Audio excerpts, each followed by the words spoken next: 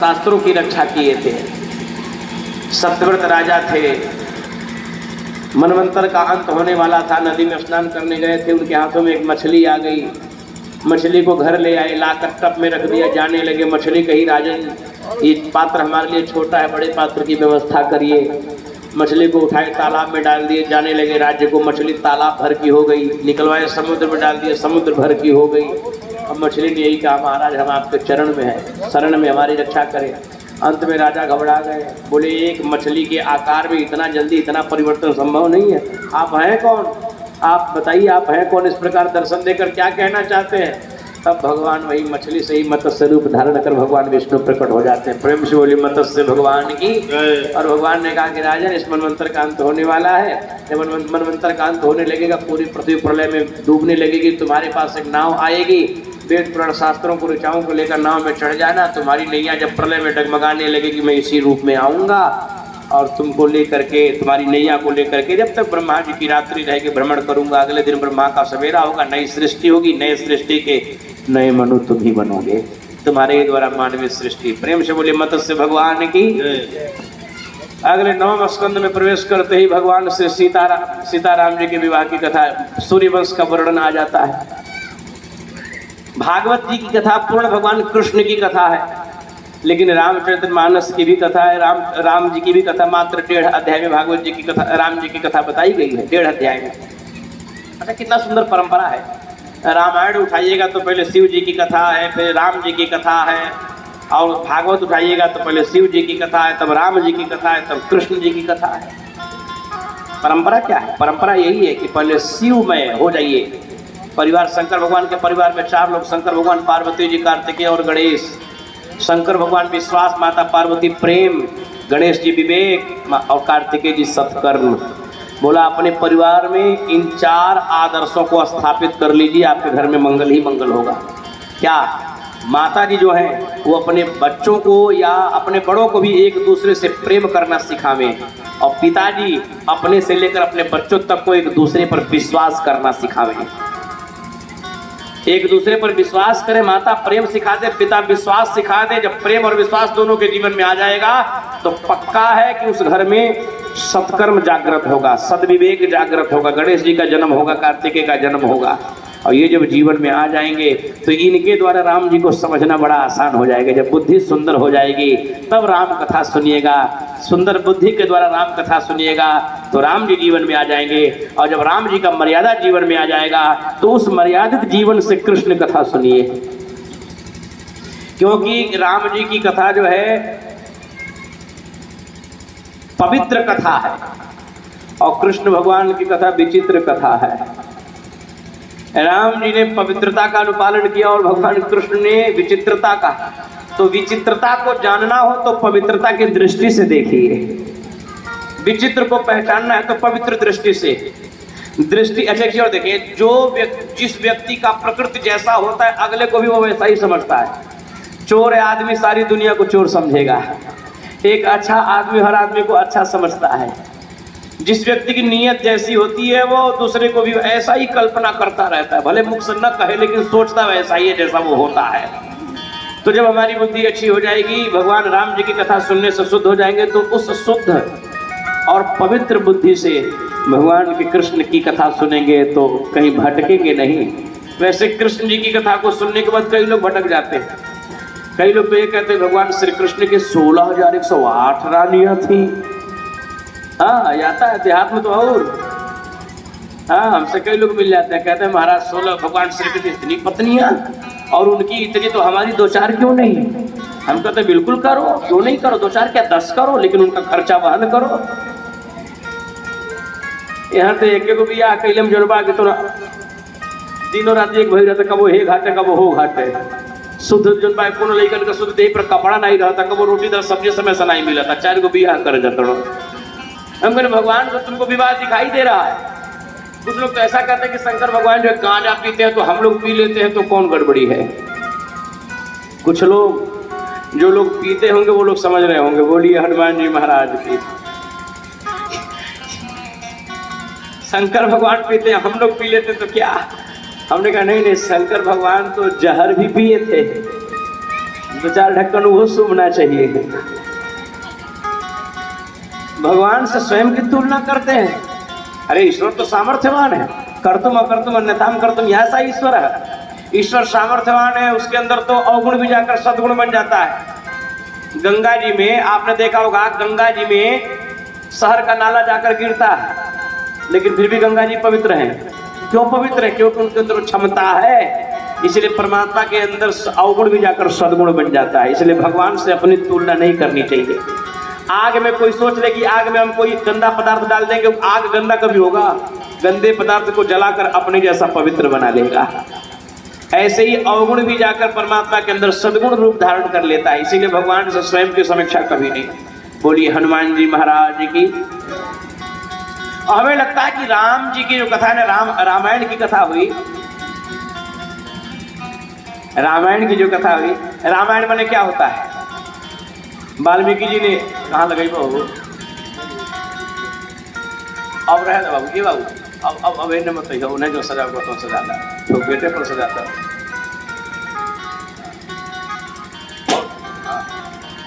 उद्घाटन हो गई। जय हो।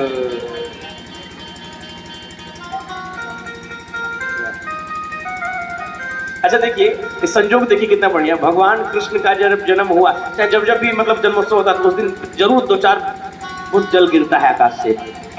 संजोग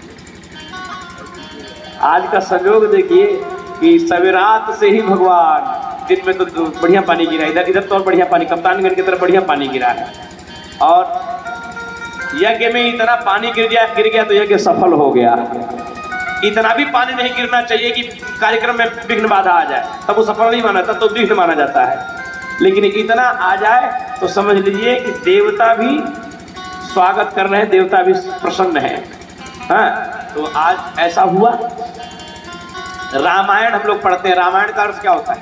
राम जी की कथा है, तो मैं राम जी की कथा का सारांश केवल आप लोगों को बता रहा हूं।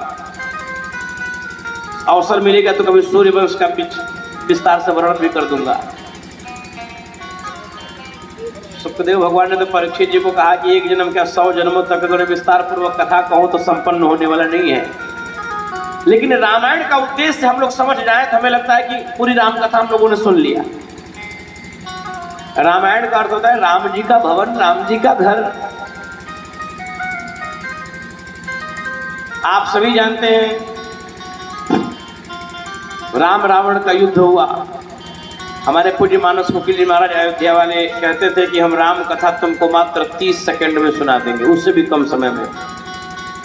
तो लोग कहते सुनाइए, तो कहते थे कि एक राम एक रावण, एक छत्री एक बाभन्ना, उसने वा की सिया चुराई, उसने वा की लंक जराई, बात रह गई बातन मां, तुलसीदास लिख गए पोथन मां। और थोड़ा बड़ा कर दिया, आदव राम तपो बनाति गमन भरतम रे कांचनम वैदेही हरणम जटायु मरणम सुग्रीव संभाषणम बाली निग्रहण समुद्र तरणम लंकापुरी दाहनम पश्चात रावण कुंभकर्ण हनन में तद्धित रामायणम। हो गई रामायण। अब कहने वाले पूरा जीवन कहते हैं समाप्त नहीं होता है।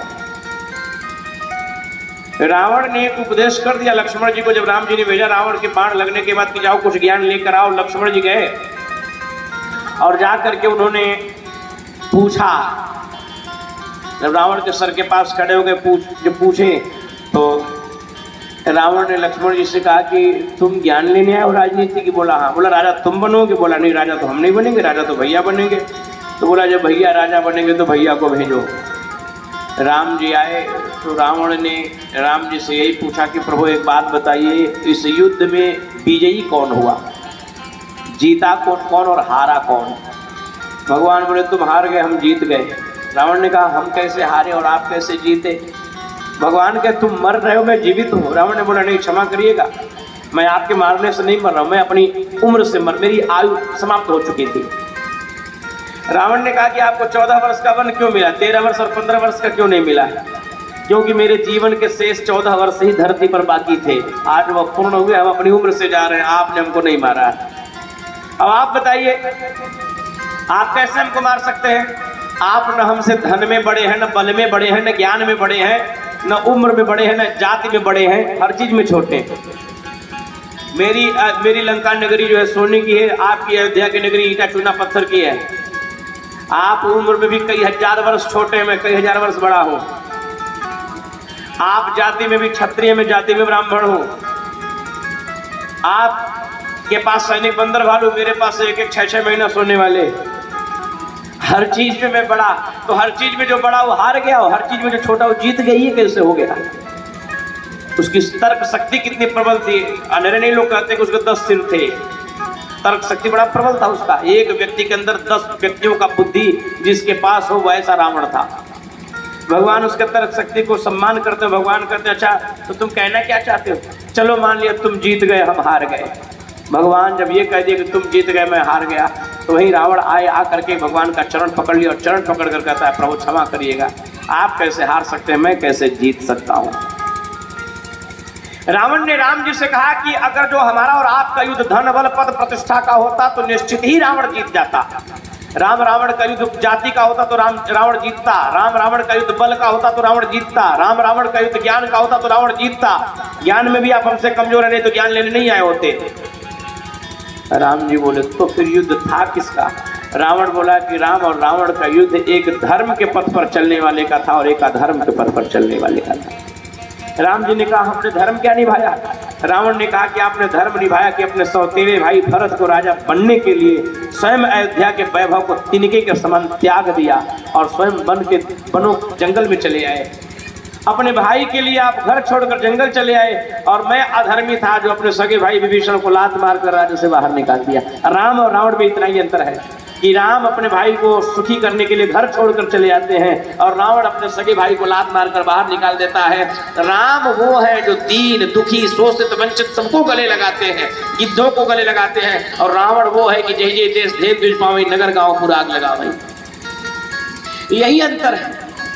और प्रभु निर्णय यही निकला कि धनवान व्यक्ति चाहे अधर्मी व्यक्ति, अधर्म पथ पर चलने वाला व्यक्ति, चाहे कितना ऊंचे कुल का क्यों ना हो, कितना ज्ञानवान क्यों ना हो, कितना शक्तिवान क्यों ना हो, अंत में उसका हश्र वही होता है जो आज मेरा हो रहा है। मैं भले आज अपने उम्र से मर रहा हूं, लेकिन संसार के नजरों में मेरी मृत्यु हो चुकी, क्योंकि संसार के नजरों में आज के बाद कोई भी व्यक्ति रावण को अच्छे दृष्टि से नहीं देखेगा। तो जिसको लोग अच्छे दृष्टि से नहीं देखते वो भी समाज में जीते जी मरा हुआ है।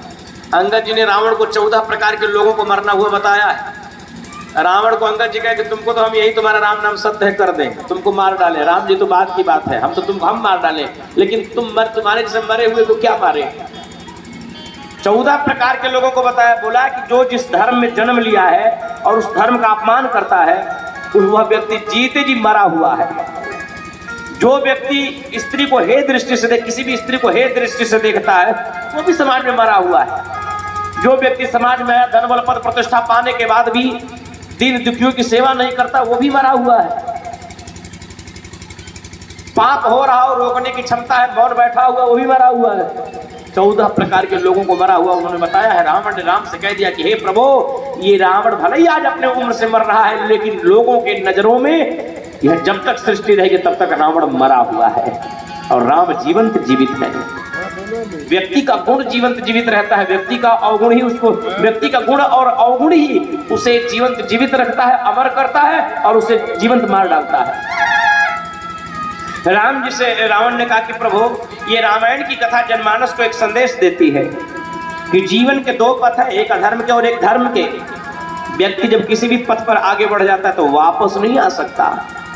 धर्म के पथ पर बढ़ेगा तो वापस पीछे नहीं आ सकता, चाहे कितना कोई अधर्म में ले जाए। लेकिन जब अधर्म के पथ पर आगे बढ़ जाता है तो वो भी वापस नहीं आ सकता, सुधर नहीं सकता है। इसलिए रावण को एक बार नहीं, हनुमान जी 20 बार समझाए, अंगद समझाए, माल्यवंत, मंदोदरी, कौन कौन नहीं समझाए, नहीं समझा। हम लोगों को भी जो समझाया जाता हम लोग नहीं समझ पाते हैं। गुटखा खाने वाले लोग खूब गुटखा खाते हैं, पैकेट पर लिखा होता है खाओगे कैंसर होगा, जल्दी ही जाओगे, फिर भी खाते हैं। कोई खाते हो तो भाई बुरा नहीं मानिएगा, छोड़ दीजिएगा। बोलिए हनुमान जी महाराज की। एक संत कहते हैं कि माटी के बनल शरीरिया माटी में मिल जाई ए भाई हो, केहू कुछ लेके नहीं जाई, केहू कुछ लेके नहीं जाई भाई हो, केहू कुछ लेके नहीं जाई।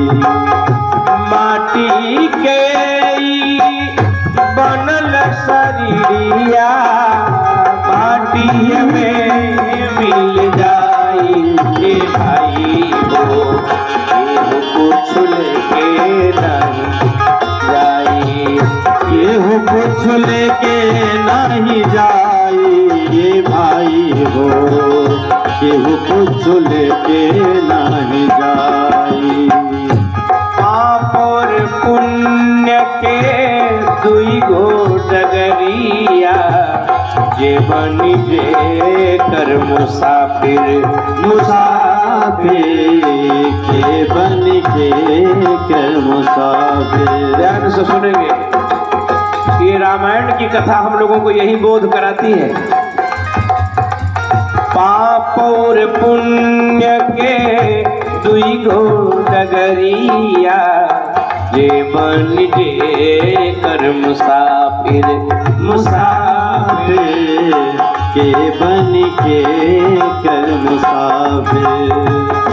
धर्मराज के धर्म काटा पर, धर्मराज के धर्म कटा पर, देखी बदी तौलाई के भाई हो, केहू कुछ लेके नहीं जाई, केहू कुछ लेके नहीं जाई रे भाई हो, केहू कुछ लेके नहीं जाई।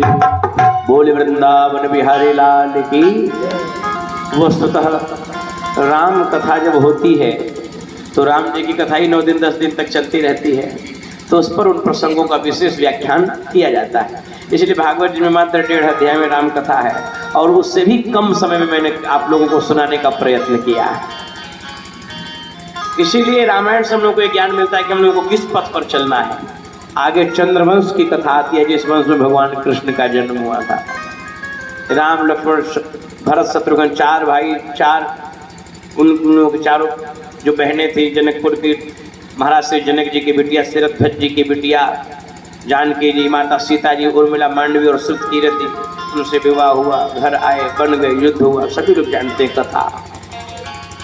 पूज्य पाद श्री सुखदेव भगवान पूर्ण भागवत जी की कथा भगवान कृष्ण जी का चरित्र सुनाते हैं। बोलिए कृष्ण भगवान की जय हो। राम जी का जन्म किस महीने में हुआ था? चैत्र महीने में। और चैत्र महीने का अजोरिया था कि अनहरिया?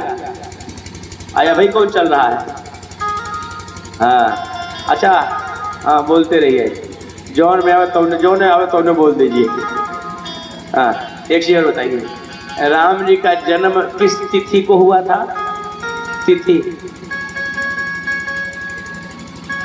हाँ नवमी, दिन में कि रात में?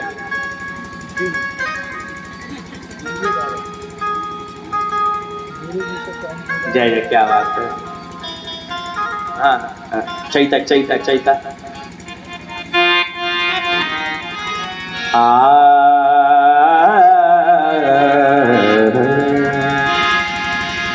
भगवान राम जी का जन्म हुआ चैत्र महीने के शुक्ल पक्ष अभिजित नक्षत्र और दिन के 12 बजे, मंगलवार दिन था। और भगवान कृष्ण का जन्म हुआ भादो महीने की अष्टमी तिथि, अधियारी रात। कौन दिन था? दिनवा कौन रहे? हमरों को भूला गई बा।